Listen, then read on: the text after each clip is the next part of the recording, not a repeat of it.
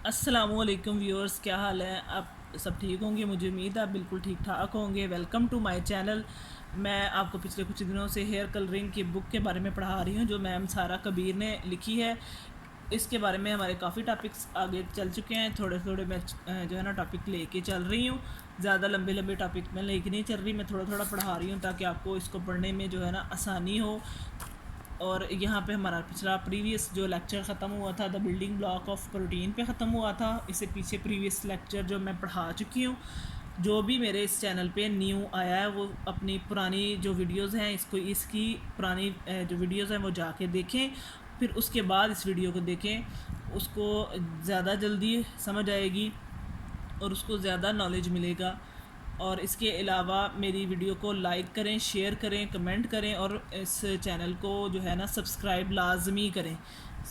जो भी सब्सक्राइब करेंगे उनके लिए ये बहुत अच्छी अपॉर्चुनिटी है कि वो हेयर के बारे में पढ़ पाएंगे और हेयर को अच्छी तरह जान पाएंगे और हेयर का काम करने में उन्हें किसी किस्म की मुश्किल का सामना नहीं होगा। अच्छा जी, इसके अलावा मेरा टिकटॉक पे भी अकाउंट है, आप उस पर भी जाके मेरी शॉर्ट वीडियोस को भी देख सकते हैं। अब हमारा टॉपिक हेयर से रिलेटेड चल रहा था पेप्टाइड बॉन्ड्स। पेप्टाइड बॉन्ड्स जो है वो मैं आपको आज पढ़ाने लगी हूँ। जब बाल फॉलिकल के अंदर बनना शुरू होता है, यानी फॉलिकल जो हमारी स्किन के अंदर फॉलिकल होता है, वो कैमरे में मैं आपको बाकी वो उसकी डायग्राम भी थोड़ा सा दिखा देती हूँ, यहाँ भी बनी हुई है। इसके अलावा ये पूरी उन्होंने लिख के इसकी जो डायग्राम बनाई है, यहाँ पे लिखा हुआ है हेयर बल्ब इन फॉलिकल। ये फॉलिकल है, इसके अंदर हमारा हेयर बल्ब, ये जो बाल हमारा ब्लैक कलर में नज़र आ रहा है ये हमारा हेयर है। ये अंदर से थोड़ा मोटा होता है, इसको हेयर बल्ब कहते हैं। ये फॉलिकल है जिसके अंदर हमारा बाल बनता है, फिर बढ़ता है और बाहर हमारे जो है ना हमें सामने ज़ाहिर होता है और नज़र आता है। तो जब वो ज़ाहिर होता है वो हेयर शाफ्ट होती है। और हमारे इसी के साथ ही अंदर डायग्राम में उन्होंने नर्व्स वगैरह और डर्मर पपीला अरेक्टर पिली मसल्स हर चीज़ इसमें दिखाई है। इस मसल की वजह से हमें जो है सर्दियों में या वैसे ही हमारे जो रोंगटे खड़े होते हैं इस मसल की वजह से खड़े होते हैं। इस को मेरा दिखाने का मकसद ये था कि ताकि आप हेयर फॉलिकल को अच्छी तरह देख सकें और इसको फिर बाकी जब मैं आगे पढ़ाऊँ उसे आप अच्छी तरह समझ सकें।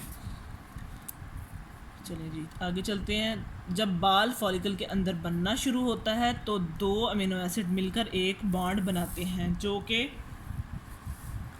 पेप्टाइड बॉन्ड होता है। जब भी एक पेप्टाइड बॉन्ड बनता है तो पानी का एक मॉलिक्यूल बाल से लॉस्ट हो जाता है। जब उसके अंदर बाल बन रहा होता है तो जब बन के बाहर निकलना शुरू होता है फॉलिकल के अंदर से, तो फिर हमारा एक मॉलिक्यूल पानी का खर्च होता है यानी लॉस्ट हो जाता है, जिसकी वजह से बाल मज़ीद डिहाइड्रेटेड और केराटिनाइज होता जाता है यानी हार्ड हो जाता है। जब बाल हमारा फॉलिकल के अंदर होता है तो बिल्कुल एक नर्म और सॉफ्ट रुई की तरह होता है, जैसे ही वो उसे बाहर होता है तो उसकी वजह से वो केराटिनाइज्ड और डिहाइड्रेट नज़र आता है हमें कि उसका एक मॉलिक्यूल पानी का ज़ाया हो जाता है। जैसे ही बाल फॉलिकल से निकल कर बढ़ना शुरू होता है तो दूसरी किस्म के जो बॉन्ड्स बनते हैं वो पॉलीपेप्टाइड्स बॉन्ड्स होते हैं। उसमें पॉली का मतलब है मैनी यानी बहुत से।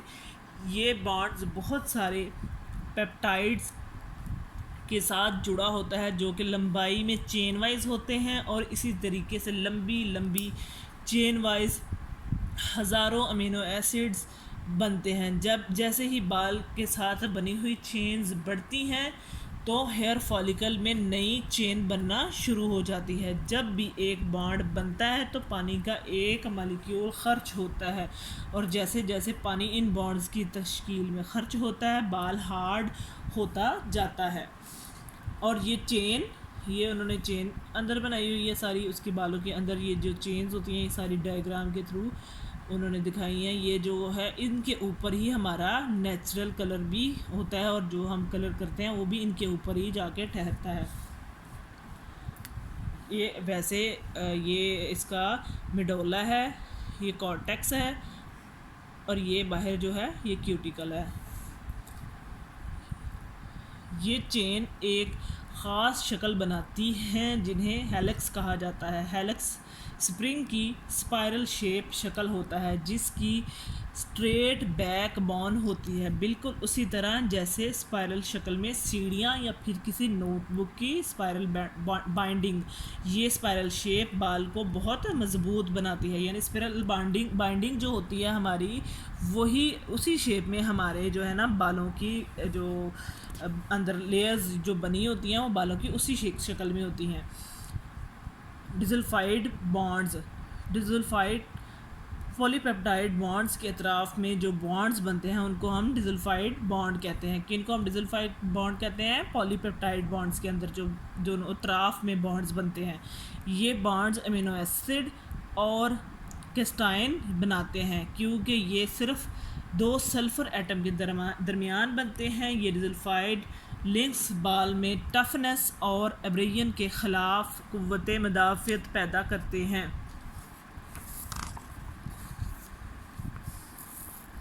ये डायग्राम के थ्रू भी उन्होंने सारा जो है ना आपको शो किया हुआ है। ये जिन्होंने केमिस्ट्री या साइंस पढ़ी हुई है उसके मतलब ये जो फार्मूलाज वगैरह पढ़े हैं डिसल्फाइड बॉन्ड और सारी बॉन्ड्स के बारे में, ये उनको बहुत आसानी से ये वाला टॉपिक समझ में आ रहा होगा। ये बॉन्ड्स ही बाल के करली या स्ट्रेट होने का तयन करते हैं। जो हमारे बॉन्ड्स होते हैं डिसल्फाइड बॉन्ड, वही बॉन्ड जो है ना हमारे बाल के करली और स्ट्रेट होने का तयन करते हैं।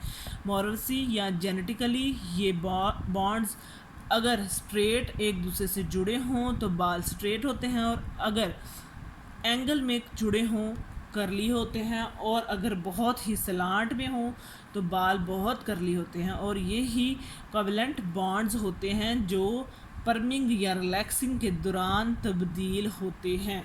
यानी इन्हीं बॉन्ड्स को हम जब पर्मिंग कर रहे होते हैं या रिलैक्सिंग मतलब स्ट्रेटिंग कर रहे होते हैं तो उसी वक्त इनको चेंज किया जाता है। इसके बाद हमारा आ जाता है हाइड्रोजन बॉन्ड्स। हमारे हाइड्रोजन बॉन्ड्स ये उस वक्त बनते हैं जब बाल फॉलिकल से निकलकर ग्रो करता है। ये पॉलीपेप्टाइड चेन्स के दरमियान बनते हैं, और किसी कॉस्मेटोलॉजिस्ट के लिए अगर किसी और बॉन्ड के बारे में जानना ज़रूरी है तो वो हाइड्रोजन बॉन्ड्स होते हैं। मतलब अगर कोई भी कॉस्मेटिक से रिलेटेड जो जिनका काम हो वो इसके बारे में, जो कॉस्मेटिक्स बना रहे हैं या जो बालों से रिलेटेड केमिकल का काम कर रहे होते हैं, उनके लिए इस चीज़ का जानना बहुत ज़रूरी है। ये बॉन्ड्स हाइड्रोजन और ऑक्सीजन एटम के दरमियान बनते हैं।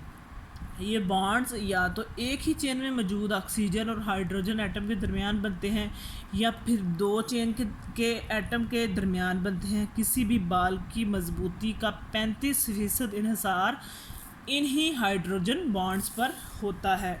ये बॉन्ड्स बाल में मौजूद हेलिक्स की शेप और मजबूती के ज़िम्मेदार होते हैं, और बाल की इलास्टिसिटी या लचक 50% इन बॉन्ड्स हाइड्रोजन बॉन्ड्स की बदौलत ही होती है। ये बॉन्ड्स बहुत मजबूत नहीं होते, और जब हम शैम्पू करते हैं तो ये टूट जाते हैं। हाइड्रोजन बॉन्ड्स तब टूटते हैं जब हम शैम्पू कर रहे होते हैं या फिर किसी भी किस्म के केमिकल के अमल के दौरान ये टूट जाते हैं। इसके बाद हमारा आ जाता है साल्ट बॉन्ड्स।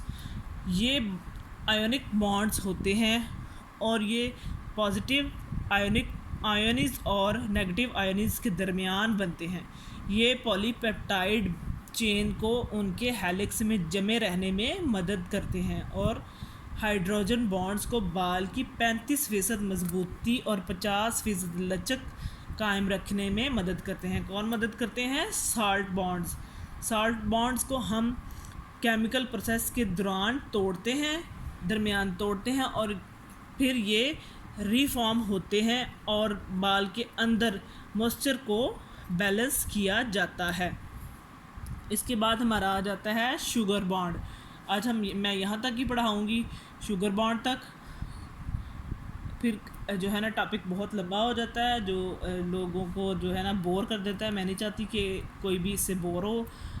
शुगर बॉन्ड्स ये आखिरी बॉन्ड्स हैं, और ये पॉलीपेप्टाइड चेन्स के दरमियान के क्रॉस लिंकेज से बनते हैं। इन्हें एस्टर या शुगर बॉन्ड्स भी कहा जाता है। फ़िलहाल इनका बाल के अंदर कोई काम वाजिया नहीं, लेकिन ये ही तसव्वुर किया जाता है कि ये कैरेटनाइजेशन के अमल के दरमियान बनते हैं। शुगर बॉन्ड्स का बाल के अंदर वैसे कोई काम नहीं, लेकिन ये कैरेटनाइजेशन का अमल जब बालों में आता है तब उस अमल के दौरान ये बाल के अंदर बनते हैं शुगर बॉन्ड्स। इसके बाद हमारा बाल बॉन्ड्स किस तरह बनाते हैं ये टॉपिक आ रहा है, इसको हम 1.6 है, इसको हम बाद में डिस्कस करेंगे। मुझे उम्मीद है यहाँ तक आपको मज़ीद समझ आया होगा। आप इस वीडियो को लाइक करें, शेयर करें, कमेंट करें और मेरे चैनल को सब्सक्राइब करें। मैं अब इसके अलावा बाकी जो है इसकी डिटेल साथ साथ आपको मज़ीद वीडियोज़ में शेयर करूँगी। बहुत शुक्रिया। अल्लाह हाफिज़।